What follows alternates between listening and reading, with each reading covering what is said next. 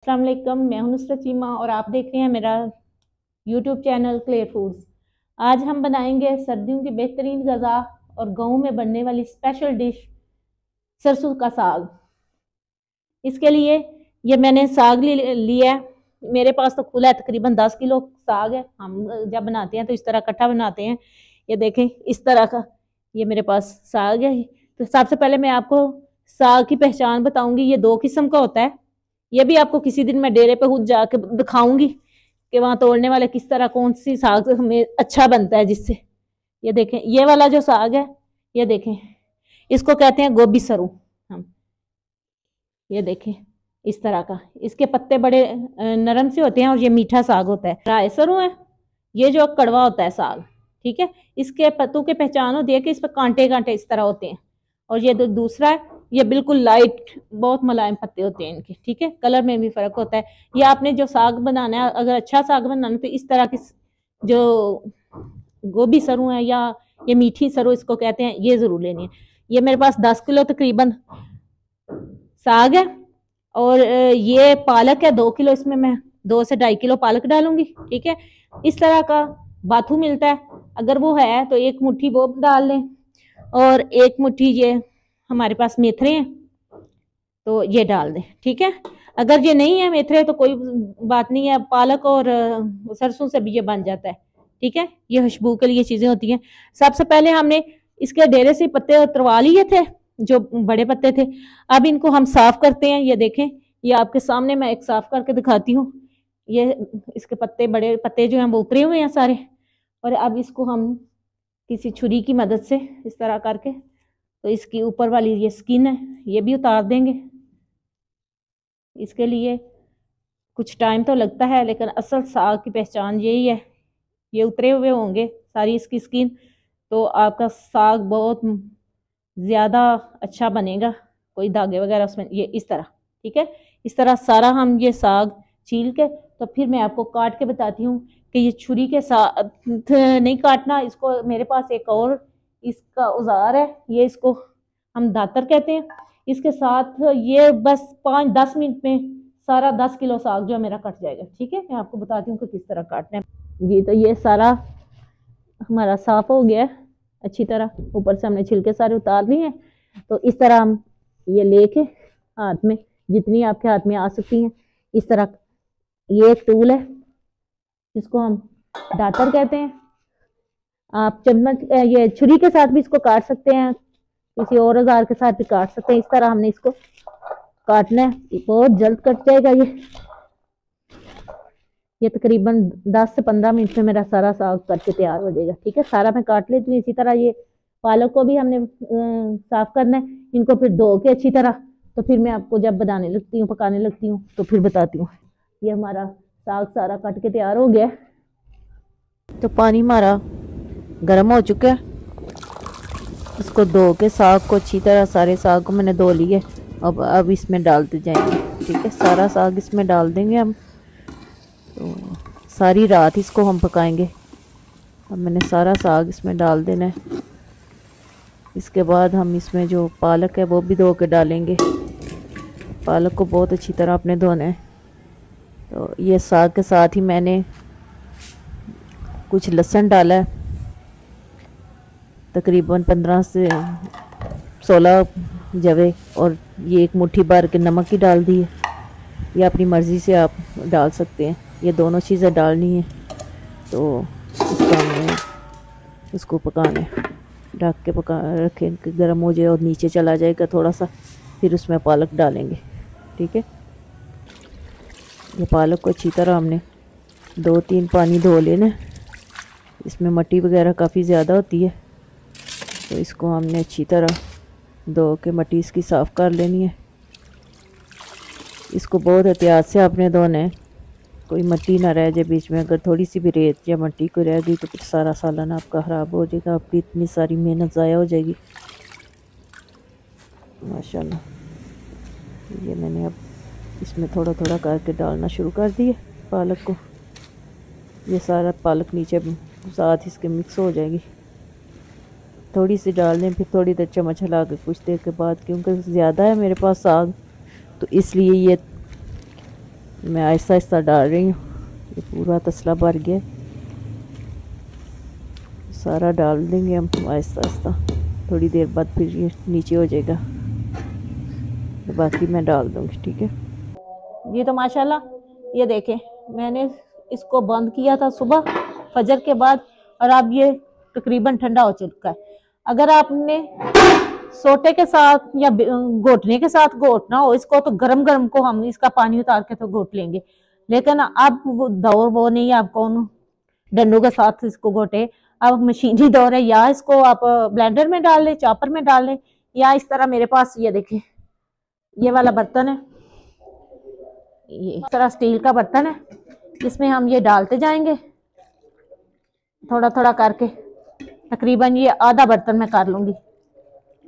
ठीक है, इस तरह सारा इसी तरह हम इसको करेंगे ब्लेंड। ये देखें इस तरह मैंने ये आधा बर्तन कर लिया। इसमें हम जो चीज़ डालेंगे वो है इतने में, इसी हिसाब से आपने करना है। ये तकरीबन मेरे पास समझ लें कि 2 किलो साग तैयार जो है वो है। इसमें 1 चम्मच भर के हमने ये मकई का आटा डाल देना।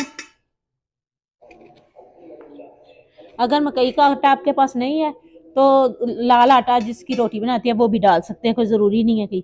बस इस टाइम पे हमने आके सिर्फ इसमें यही चीज़ डालनी है। दूसरा जब तड़का लगाऊंगी तो तब बताऊंगी कि इसमें दूसरी चीज़ें क्या डालनी है। इसमें सिर्फ हमने आटा डालना है और उसको ब्लेंड कर लेना। ठीक है, ब्लेंड मैं इस तरह करती हूँ कि ये मेरे पास इलेक्ट्रिकल मशीन है जिसके साथ हम दूध की मलाई निकालते हैं दही से, तो ये वाली इसमें रखूँगी मैं और इसका स्विच ऑन कर दूँगी। इसका मैं स्विच ऑन कर दूँगी और ये ऑन हो गई है। इसको इसके बीच में रखूँगी और ये 1 या 1.5 मिनट में बस ये सारा सही घुट जाएगा। फिर इसको निकालती जाऊँगी दूसरे बर्तन में। ये तो ये तकरीबन 1 मिनट पूरा हो गया है। ये देखिए मैं अब बंद करती हूँ इसको, और इसको उठा के इस तरह जो इसका स्टैंड है उसके नीचे आपने कोई बर्तन रख देना है ताकि इसमें से जो साग गिरे नीचे ना गिरे फर्श पे।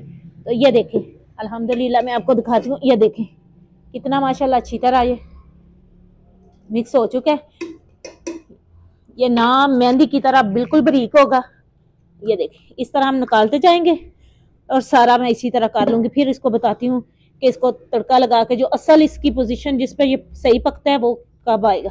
ये मैं सारा कर लूँ फिर आपको मैं बाद में बताती हूँ। तो जी तो अब हमने चूल्हे को ऑन दोबारा कर लिया, तो आग जला ली है मैंने, और ये साग भी सारा हमने तैयार करके रख लिया है सारा। इसके ऊपर अब हम एक देचका रखेंगे, वही देचका जिसमें मैंने साग पकाया था। तो इसको अब हम डालेंगे सबसे पहले जो चीज़ वो है ऑयल। ठीक है, पैन गरम हो गया। अब इसमें हम डालेंगे तकरीबन 1 कप भर के ऑयल का डाल देंगे। ऑयल आप अपनी मर्ज़ी से कम या ज़्यादा भी डाल सकते हैं। और फिर इसके साथ ही हम डालेंगे जो हमारे पास मक्खन है, तकरीबन 1 पाव के करीब हम इसमें मक्खन डालेंगे। मक्खन नहीं है तो देसी घी भी आप डाल सकते हैं, कम ज़्यादा ये आपकी अपनी मर्ज़ी है। इसके अलावा भी हम जब तड़केंगे तो तब भी इसको खाने लगेंगे तो तब भी हम इसमें मक्खन डालेंगे। आप जितना आपके पास है उतना डाल दें, ना भी हो तो आप सिर्फ ऑयल भी डाल सकते हैं। ठीक है, तो इसमें अब हम डालेंगे जो अदरक हमने पीसी हुई है वो तकरीबन 4 से 5 चम्मच मैं इसमें अदरक डाल दूंगी। और इसका फिर पेस्ट डाल के तो इसको मैं थोड़ा सा भून लूंगी। थोड़ा सा ही भूनना है, ज़्यादा नहीं, आपने जलाना नहीं है इसको। अदरक को, अदरक का जो खुशबू है वो आती रहनी चाहिए। ठीक है, इसको बड़ा तकरीबन 1 मिनट हिला लेंगे इसको। थोड़ा सा हमने इसको रोस्ट कर लिया, बस 1 से 2 मिनट तक इसको मैंने पकाया, इसका कच्चापन दूर हो गया। तो अब इसमें हम चीज़ें जो डालेंगे उसमें सबसे पहले है हमारे पास ये कुटी हुई सुरख मिर्च, ये डालेंगे 1 2 3 और 4 टेबल स्पून। ठीक है, अगर आपके पास ये नहीं है साबुत मिर्चें लेके उनको दोरी में घोट के भी डाल सकते हैं, लेकिन अब चूंकि सारी औरतें सेल्फ पसंद हो गई हैं, अब कोई भी इस तरह के काम नहीं करते, ये जो कुटी हुई है वही मिर्च डाल देंगे, वही टेस्ट आएगा। जो नहीं है ये तो सिर्फ दूसरी भी डाल सकते हैं। ये इसमें 1 चम्मच भर के हम डालेंगे हल्दी का, ठीक है। और ये है नमक। नमक पहले जब हमने इसको बॉईल किया था उस वक्त भी हमने इसमें 2 चम्मच मैंने भर के नमक डाला था, 1 चम्मच मैं अब डाल रही हूँ। उसके बाद भी चेक कर लेंगे, अगर नमक मिर्च कम हुई तो फिर हम दोबारा जब भून लेंगे इसको तब भी लगा लेंगे, ठीक है। और ये है मेरे पास 2 चम्मच ग्रीन मिर्च का पेस्ट है, ये भी डाल देंगे। और बस इन सारी चीज़ों का हम थोड़ा सा तड़का तैयार करेंगे। 1-2 मिनट तक इसको हम भूनेंगे जी। तो 1 से 2 मिनट हो गए। अब इसमें हम डालते हैं अपना जो ग्राइंड किया हुआ है साग है, माशाल्लाह सारा साग डाल देंगे।